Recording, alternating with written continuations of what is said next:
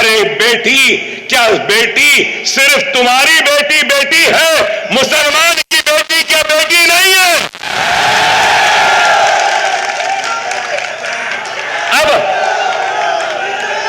आप बताइए, क्या हिजाब पहनना गुनाह है? क्या आज इंटरनेशनल कोर्ट ऑफ जस्टिस में हिजाब पहनकर हमारी बहन इंसाफ के लिए लड़ती है? इंटरनेशनल कोर्ट ऑफ जस्टिस में आज दुनिया की कई पार्लियामेंट में हिजाब के साथ एक मुस्लिम लड़की ऐवान में जाकर कानून बनाने के हिस्सेदार बनती है।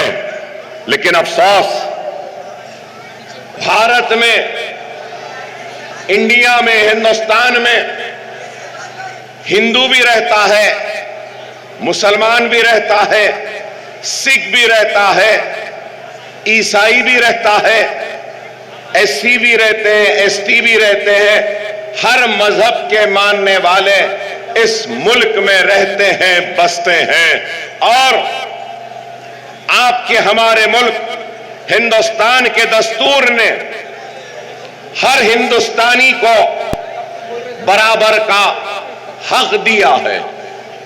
हमारे हिंदुस्तान और हमारे भारत, हमारे इंडिया के दस्तूर में कोई नंबर 1, कोई नंबर 2, कोई नंबर 3, कोई नंबर 4 नहीं है। सब बराबर हैं। हिंदू भी बराबर है, मुसलमान भी बराबर है, ईसाई भी बराबर है, सिख भी बराबर है। हर एक को बराबर का हक व इख्तियार दिया गया है। तो फिर क्या बात है कि आज अगर हम देखते हैं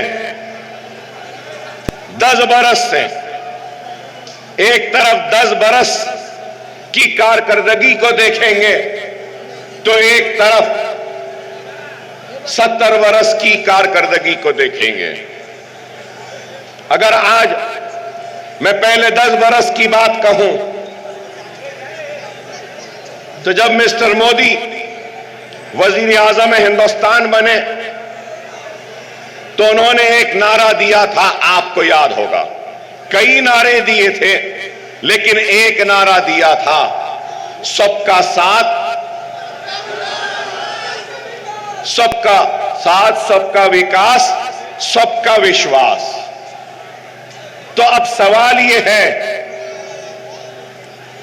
कि आपने हिंदुस्तान की सबसे बड़ी अक़लियत का कितना साथ दिया, कितना हिंदुस्तान की सबसे बड़ी अक़लियत मुसलमान के विश्वास को हासिल किया, कितना इस मुल्क का विकास किया और उस विकास में आपने मुस्लिम बस्तियों, आबादियों और मुस्लिम लड़के लड़कियों के विकास का काम किया।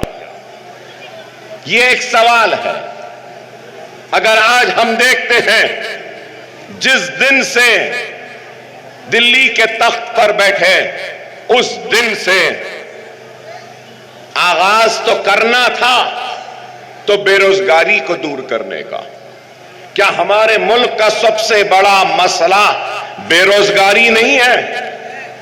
क्या हमारे मुल्क का सबसे बड़ा मसला महंगाई नहीं है? क्या हमारे मुल्क का सबसे बड़ा मसला बिजली पानी का नहीं है? क्या हमारे मुल्क का सबसे बड़ा मसला रोटी का नहीं है? क्या हमारे मुल्क का सबसे बड़ा मसला हमारी मईशत, हमारी इकोनॉमी को बेहतर करना नहीं है? क्या हमारे मुल्क का सबसे बड़ा मसला हमारे जो लोग परेशान हैं, इनकी परेशानियों को दूर करना नहीं है? क्या मुल्क का सबसे बड़ा मसला खुशहाली लाना नहीं है? लेकिन आप बताइए, क्या महंगाई कम हुई? क्या बेरोजगारी मिटी? क्या रुपये की कदर बढ़ी? गिरते जा रही है। डॉलर बढ़ता जा रहा है, गैस की कीमत बढ़ रही है और पेट्रोल डीजल महंगा हो रहा है। लेकिन आज इनको मुल्क की खुशहाली की फिक्र नहीं, मुल्क को तरक्की देने की फिक्र नहीं, बेरोजगारों की रोजगार देने की फिक्र नहीं, इकोनॉमी को बेहतर बनाने की फिक्र नहीं, इनको कुछ नहीं है। फिक्र है तो सिर्फ क्या, जिस दिन बैठे लव जिहाद घर वापसी, हिजाब ban beef ban, Muslim person law खत्म करो, तलाक सलासा लाओ, सीए एनआरसी, और अब क्या है वक्फ अमेंडमेंट एक्ट। तो मैं आपसे और आपके जरिए आपके हमारे वजीर आजम हिंदुस्तान से पूछना चाहता हूं, आप मुल्क के सबसे बड़े मसाइल पे तवज्जो क्यों नहीं देते? बेरोजगारी को दूर क्यों नहीं करते?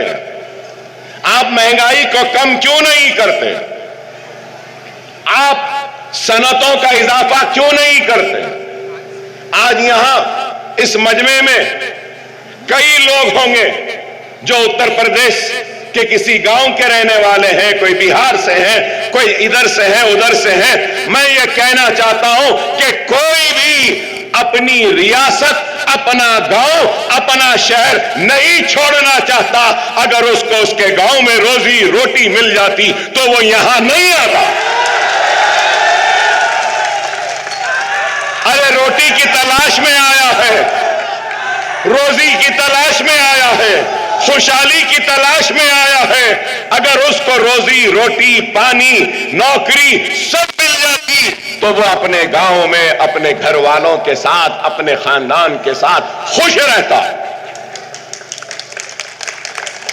तो क्या किया इन्होंने?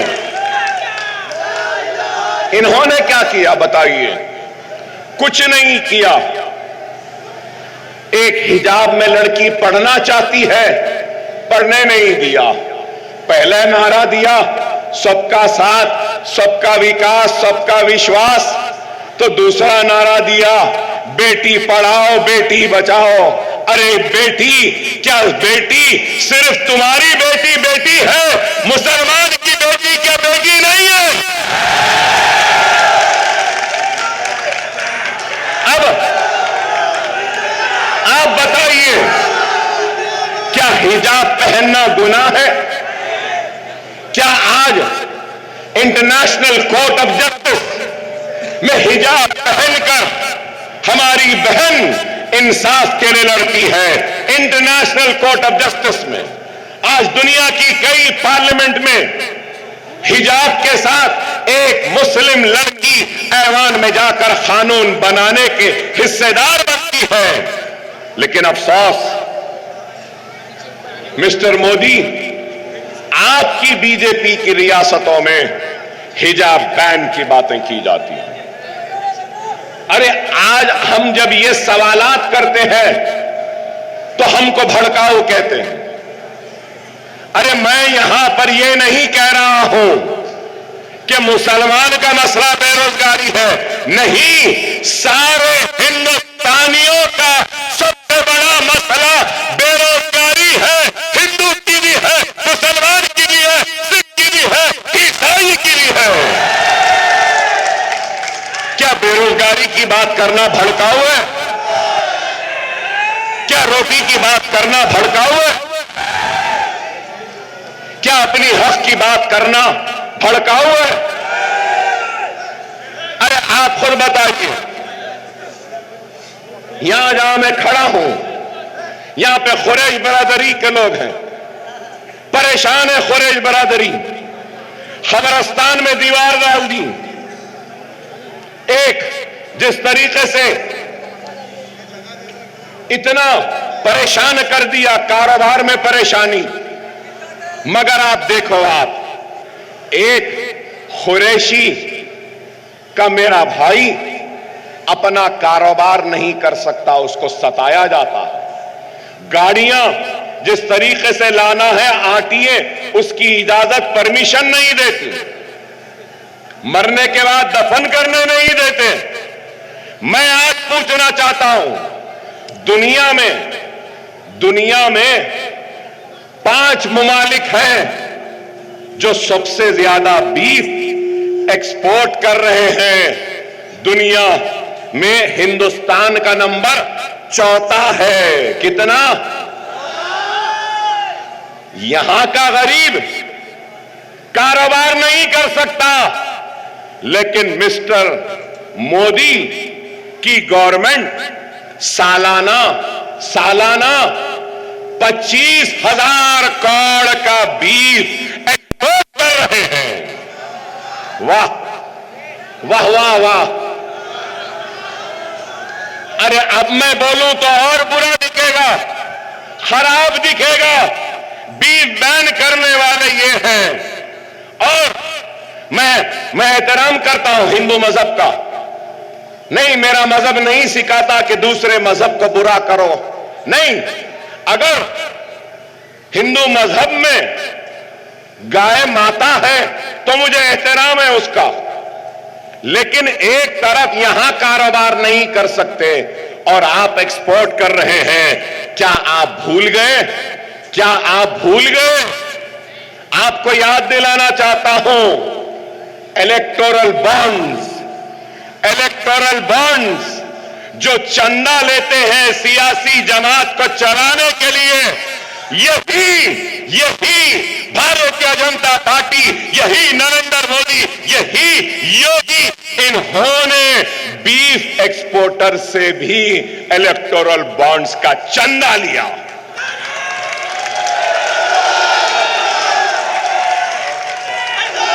अफसोस, पैसों के लिए तुमने अपने अकीदे, अपने मजहब से भी कॉम्प्रोमाइज कर लिया। आप बताइए, क्या यह हक नहीं है? क्या यह बात गलत है? मैं पूछना चाहता हूं कि क्या दिया?